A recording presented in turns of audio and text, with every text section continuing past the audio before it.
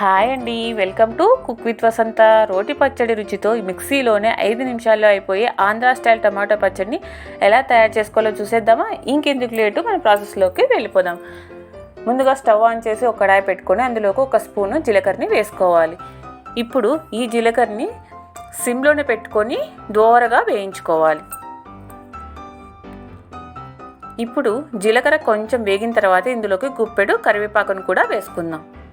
ఇప్పుడు ఈ కరివేపాకు కూడా మంచిగా క్రిస్పీగా అయ్యే వరకు వేయించుకోవాలి. చూసారు కదా, కరివేపాకు కూడా క్రిస్పీగా అయిపోయింది. వేరే ప్లేట్లోకి తీసేసుకుందాం. ఇప్పుడు అదే కడాయిలోనే 5-6 ఎండుమిరపకాయలు కూడా వేసుకుందాం. ఈ ఎండుమిరపకాయలు మీ కారం తగ్గట్టుగా మీరు వేసుకోవచ్చు.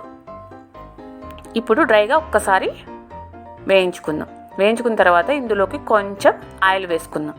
వేసుకొని ఈ ఎండుమిరపకాయల్ని మంచిగా కలర్ చేంజ్ అయ్యే వరకు వేయించుకోవాలి. చూసారు కదా, ఎండుమిరపకాయలు కూడా ఇలాగా వేయించుకోవాలి. ఇప్పుడు వేరే ప్లేట్లో తీసేసుకుందాం. ఇప్పుడు ఇందులోకి కొంచెం ఆయిల్ వేసుకుందాం. ఆయిల్ వేసుకున్న తర్వాత ఇందులోకి బాగా పండిన 5-6 టమోటాలను తీసుకొని ఇలాగ ముక్కలుగా కట్ చేసుకొని వేసుకోవాలి. ఇప్పుడు ఈ టమాటాలను మెత్తగా మంచిగా కలర్ చేంజ్ అయ్యే వరకు వేయించుకోవాలి.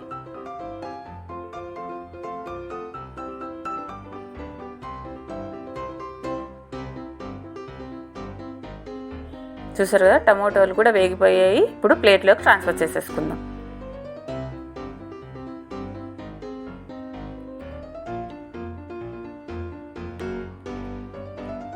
ఇప్పుడు ఇదే కడాయిలోకి ఒక పెద్ద ఉల్లిపాయని ఇలాగ ముక్కలుగా కట్ చేసుకొని వేసుకుందాం. వేసుకొని ఈ ఉల్లిపాయల్ని ఎక్కువగా వేయించకూడదు, లైట్గా వేయిస్తే సరిపోతుంది. ఇందులోకి కొంచెం ఆయిల్ కూడా వేసుకుందాం. వేసుకొని ఇప్పుడు ఉల్లిపాయల్ని వేయించుకుందాం.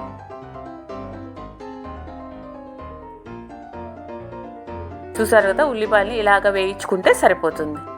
ఇప్పుడు ఒక మిక్సీ జార్ తీసుకొని ముందుగానే వేయించి పెట్టుకున్న జీలకర్ర, ఎండుమిరపకాయలు, కరివేపాకును వేసేసుకుందాం. వేసేసుకొని ఇందులోకి 5-6 వెల్లుల్లిపాయలు, కొంచెం చింతపండు, 1 స్పూను సాల్ట్, మీ టేస్ట్ సరిపడినంత వేసుకోవచ్చు. ఇందులోకి కొంచెం బెల్లం. ఇప్పుడు కోర్స్గా గ్రైండ్ చేసుకొని వచ్చేద్దాం. చూసారు కదా, ఇలాగా మిక్సీ పట్టించుకొని రావాలి. బెల్లం వేయడం వల్ల పులుపు కారంని అడ్జస్ట్ చేస్తుంది. ఇప్పుడు ఇందులోకి ముందుగానే వేయించి పెట్టుకున్న టమోటాలను కూడా వేసేసుకుందాం. ఇప్పుడు కోర్స్గా గ్రైండ్ చేసుకొని వచ్చేద్దాం. చూసారు కదా, ఇప్పుడు ఇందులోకి ముందుగానే ఫ్రై చేసి పెట్టుకున్న ఆనియన్స్ కూడా వేసేసుకుందాం. ఆనియన్స్ వేసుకున్న తర్వాత ఒక్కసారి ఇలా తిప్పుకొని వచ్చేద్దాం. అంతే అండి, ఆంధ్ర స్టైల్ టమాటా పచ్చడి తయారైపోయింది. ఇప్పుడు వేడివేడి అన్నంలోకి నెయ్యి వేసుకొని ఈ పచ్చడి వేసుకొని తింటే అమృతంలా ఉంటుంది. మీరు ఒకసారి ట్రై చేసి ఎలా వచ్చిందో నాకు కామెంట్ రూపంలో తెలియజేయండి.